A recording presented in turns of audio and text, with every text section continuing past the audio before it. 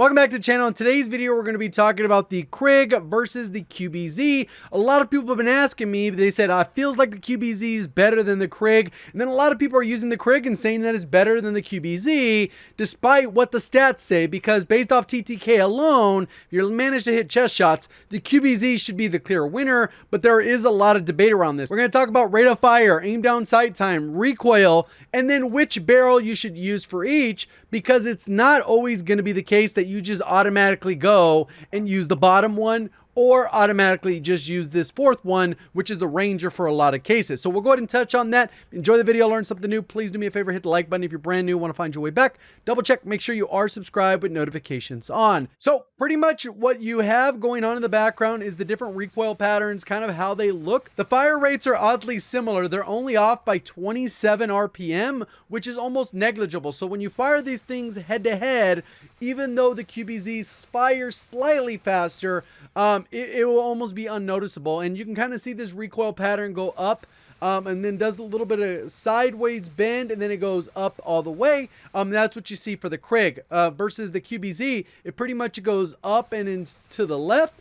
And then you can see it just goes straight vertical. And that's what we're seeing in these recoil patterns back to back to back. We have the fourth barrel, sixth barrel, fourth barrel, sixth barrel for Krig, and then QBZ. Now let's go ahead and take a look at the aim down sight meta builds head to head for the Krig versus the QBZ. So pretty much what I've done here is I've gone through and we have the fourth barrel, which is right here. And the fourth barrel, one of the main differences is that aim down sight and range. When it comes to overall bullet velocity, the bullet velocity is going to be tied for the fourth and sixth barrel. When it comes to range, it's a negligible difference between the two. Even though the last one's going to help, there's not going to be a lot of situations where you're going to be taking gunfights within that specific range where it will actually matter. But we'll get to that as well. So what we're looking at here is these first frame.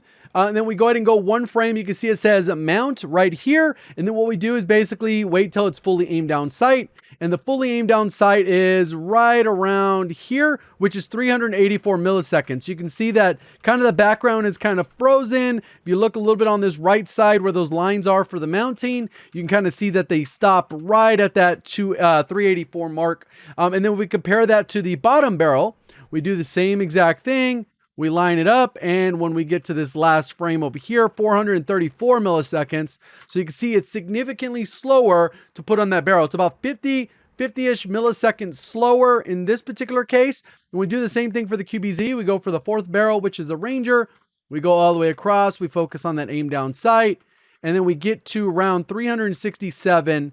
It might have a half a frame more right there. But overall, that's kind of like where it is fully aimed down sight. If we go ahead and switch over to the bottom barrel, which is around 400 milliseconds, you can see that it pretty much comes over here. And then you can see that's kind of where it freezes there. So 384, 400, somewhere in between there, probably like half a frame difference. And that kind of gives you an idea in terms of aim down sight. Now let's go ahead and take a look at the recoil patterns full on head to head. So here is the recoil patterns head to head. We have the Krig with the Ranger, 384 milliseconds, which we just showed, 434 for the mil spec, and then the QBZ with the 367 and 384. The difference here isn't as big as compared to the Ranger and the mil spec, because the slower the aim down sight, the percentage becomes larger because it's based off that initial percentage. Since one is already faster, the difference between the barrels is much smaller, and that's normally how it works.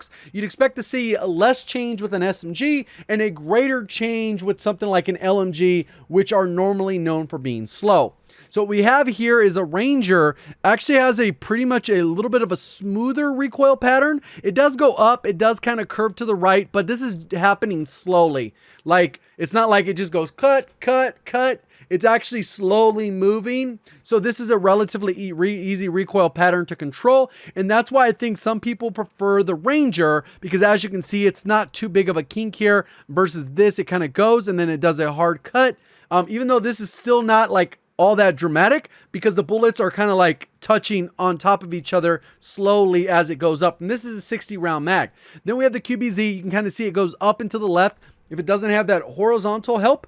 But when we combine it with the task force, it definitely does line up. So it's straight vertical, even though both of these are great options, negligible difference. So in this particular case, I'd probably go with the Ranger for the Krig, and then for the QBZ, I'd probably go Task Force, just so I wouldn't have to worry about side to side at all. It would just go straight vertical, but you could still get a little bit faster by like 1 frame and take advantage of the Ranger if you don't care about a little bit of that side action that's happening there. Let's go ahead and talk a little bit about the head-to-head in terms of damage. So this is the part where it gets a little bit trickier. The range on the Krig is a little bit further, so when you do stack on something like the mil-spec barrel, you'll get a little bit more range out of it. But besides that, we can see here is the overall damage values are slightly different. What the Krig has is you have 1 headshot value, you have a chest and a stomach that are the same, and then you have a limb damage value.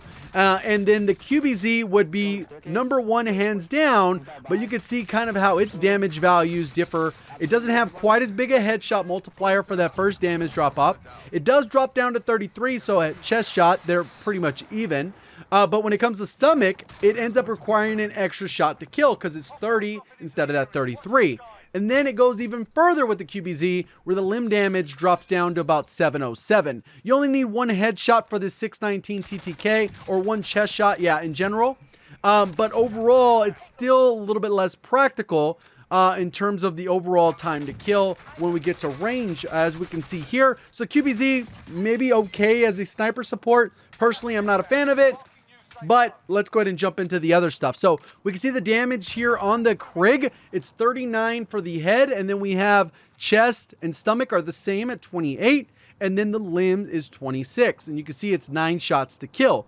When it comes to the QBZ, it actually has a little bit more of an issue here because less headshot damage. Then the chest shot's the exact same. So if you only hit chest, you're going to like the QBZ better. But that's not always statistically probable. Sometimes it's not always going to be the case. And then we have the stomach and then the limbs that drops off a little bit further. And then you can see the number of shots to kill when we look at these as well. We got 7 if you only land head to the Krig. But it's more often than not going to be 9 because the chest and the stomach are both 9. Although you do need 8 out of the 9 shots to be a stomach or chest.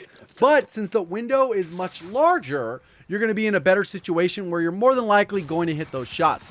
When it comes to the QBZ, you can see that it has a 9, a 10, 11, and you need 6 out of the 9. So it's a little bit more forgiving, but the problem is you aren't as forgiving because you only have to hit the chest. So it ends up being that trade-off. If you can get reliable chest shots with the QBZ, it would be a consistent 707.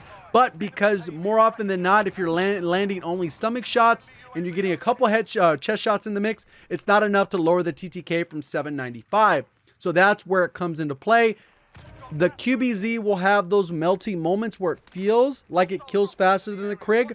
But more often than not, the Krig will kill faster than the QBZ. Despite focusing only on chest shots, the QBZ should come out ahead by approximately 29 milliseconds. So that hopefully that kind of sums it up and explains it now. Let's go ahead and talk a little bit about the meta builds and then how we're going to set up these weapons. All right, so pretty much straightforward. They're going to both be set up very similar, field agent grip, ammunition. This is what I did the testing with.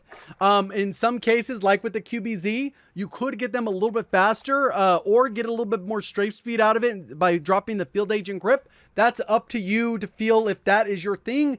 More often than not, even though these things are incredibly low recoil, more people will opt to go with the field agent grip because it's going to help overall tighten up that recoil and give you a little more consistency. Even if it is a minimal difference, it's going to allow you to hit shots more consistently. So you could get rid of the field agent and go like with the one of the stock, or go with the Tiger Team Spotlight, give you that mobility, or you could just make this thing super fast aim down sight and either go with the Serpent or the Elastic Wrap. So pretty straightforward setup there.